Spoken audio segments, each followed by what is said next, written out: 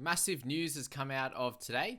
Stuart Broad is retiring from Test cricket. This will be his last Test match, so he gets to bat, hopefully, with Anderson there. I wonder if their normal style of play, where they just declare here and send Australia in. They do have 2 days to bat Australia, or 2 days to bowl at Australia, and surely Broady gets his last bat.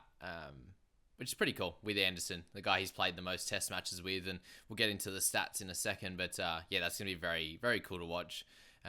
Yeah, he's had a really, really long career, a really, really impressive career, and I think he deserves to have a day there or two, potentially, if Australia can get through, to celebrate his Test match career, because there's not many people in this game that has played anywhere near as long as he has, or played as many matches, and the durability of himself.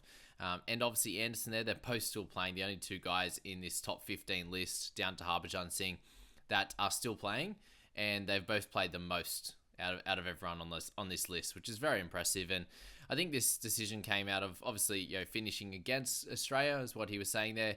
The top tier matches that they play against each other. Obviously, the Ashes being their most important series each and every couple of years there, and getting over that 600 barrier, very, very cool. It would have come at getting past McGrath. Obviously, not too long ago, and only having Anderson to get past, and Anderson's looked like he's going to keep playing for a little bit longer. So, the second most wicket-taking bowler of a fast bowler there. He's got Kumble, Warney, and Murali in front of him, with Jimmy, the other pacey. So, very, very impressive. Yeah, the longevity, the 308 innings he's bowled in, which is so impressive. So, yeah, it's cool to have a look at this list every now and then with Dal Steyn and Ashwin that are down there in the top 10 that have 93 and 94 matches between them. Very, very incredible there. Nathan Lyon has come from them all. Obviously, this missing this time is going to hurt him a little bit, but yeah, very, very cool. Broady will get to bowl to Warner and the boys one more time. It's going to be a nice battle there for sure. And coming back to this match, England 389 for 9. So I mentioned in the previous days chat that if England get a lead of over 300, it is game over, and I completely believe that now. At 377, the lead might get a little bit more, even if they go in, see what these two boys can get up to. But even if they were to declare now, a 377 lead will be too much, I believe, for the Aussies to overcome. Just the way that they're playing at the moment, I think England have a lot of momentum. They're playing with absolute freedom, and they just look like scoring is much easier for them. Coming today, obviously down 12 in the lead after their first innings effort. Australia really clawed it back and gotten into a good position. And you watch this and you go, yeah, they're playing the shots they want to play, and they're not scared of getting out. That's what it looks like. And that's really all that matters when you are batting, is batting with confidence. And you see Crawley and Duckett out there, and still unfortunate to me just to watch them bowl to Duckett. It just seems to be that they still bowl too many on his legs, and that's where his sweet spot is. He did have one that the length that they've been getting it, the length and line they've been getting him out on was that fifth or so stump line, and he did dab one down through third man for a 4, and on purpose. But that's the type of shot we want him to be playing. We're not getting him out on the legs. It's just not going to happen unless we, a short ball barrage or something like that. But that's not happening at the start of an innings. And he just seems to get away to 10, 12, 15, 20 very, very quickly. And it's hard to claw things back. Like, Starkey went for 13 in his first over, which made it pretty tough. And then he was none for 22 off 2. And if you get a start like that, it is very hard to claw back, no matter who you're playing.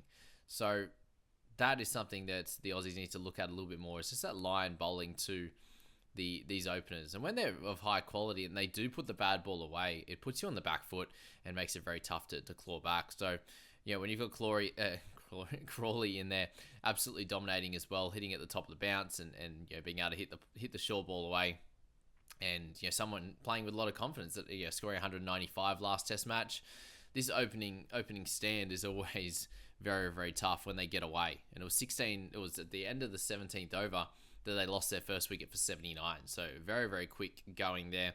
Crawley at 140 and then Stokes at 213. So yeah, a terrific start from England, and it was half clawed back, I'd say. They lost a couple of wickets through the middle. They lost Stokes and Brook in quick succession. But again, just watching these guys, you do have to marvel in how talented they are. And we are playing a very, very good team, from an Australian point of view. Australia are very good. England are very good as well. So, if you don't bowl correctly, if you don't put the balls in the right areas for a long enough period of time and build that pressure, then this is what happens, and you see very, very high strike rates, and a lot of that is their quality stroke play, but a lot of it is the Australian bowling as well. So yeah, hats off to England and how they played, but a bit of it has to go on the Australians and their bowling as well. So Stokesy 42, so came in at number 3 with Moeen carrying a bit of an injury, so that's why he didn't bowl in that first innings, and so he still ended up doing well, 29 off 38. But Stokesy did his job up top, allowed some time before Root you could come in, and had a very close LBW decision early on in his innings before he went on to score that 91, and he got 50 off 42. And some of his stroke play is just incredible, and still had his reverse ramp, and they still can't get him out with it. So I think it's one of his best shots, which is wild to think. And then you get the bowler thinking, because the next ball, so this was like half volley on middle, and he's just dinked it over for 6, and then the next ball Marsh has gone for a Yorker and then strays it down leg, and he gets 4 off that. So Root, his pull shot everything just looked on point, and he's amazing. And that ball that he seems to be getting the ones that staying low at the moment, that turned back a mile and stayed low. So unfortunate for Rudy, he got out just before 100 again, which is frustrating, but absolutely dominant, and he's so good to watch, that's for sure. Harry Brook hit a nice 6 off Murph, and then got snicked off by Hazelwood. A terrific ball, and it's exactly where you want to be bowling to Harry. And then Bairstow came out. Stroke play was amazing as well. He looked great, so it seems to be for him. It's fairly low, or he goes big, 70 plus for Johnny at the moment. So very, very impressive Ashes series. The first test matches back since his injury. You can't ask for much more with Johnny at the moment. And then Moeen with his 29. And thankfully, the Aussies cleaned up majority of the tail. Couldn't get Anderson. They had a couple of nice sweeps and reverse sweeps there. A few close calls. But him and Broad, I imagine they'll come out and have a little bit of a hit, have a little bit of a bash there. They have 2 days. So I think, any extra runs that they can get is going to be beneficial. The Australians would do it for sure, and I think the England should do it, especially now that it is Broady's last test. So we're coming into, obviously, the final innings now, and we will have a look at how the English guys bowled. Obviously, it was very well spread around, and I think that'll be the same in this one. And England will be hoping for Broady to come out and be free like he normally is anyway, and try and dominate here. And we're seeing, as I said, Wokesy being very, very dominant at this stage. So Australia need to be better at keeping him out.